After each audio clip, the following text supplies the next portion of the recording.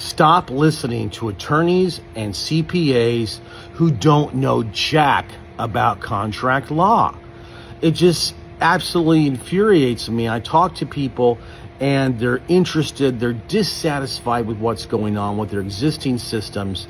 And by the way, they're all statutory law systems that their CPAs and their attorneys and their estate planners put them on. So they see my videos, they say, oh, I want that. And what do? They run right back to the people that put them in that position in the first place. Look, here's a secret, guys. Attorneys, CPAs, estate planners, okay, if they, when they got their education to become these licensed professionals, they didn't do anything in contract law, especially attorneys. Maybe they did a semester of contract law, but not really. And they're like doctors. You don't go, if you've got COVID like I had last week, you don't go to a podiatrist, a foot doctor to get help, right? Well, they focus on one thing. All they know is statutory law. They judge everything by statutory law.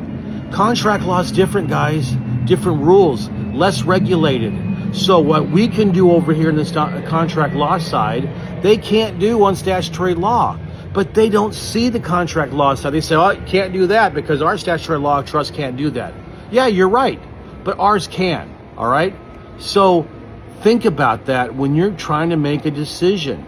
You're never going to convince your statutory law advisors to be okay with what you're doing here. You got to make that choice.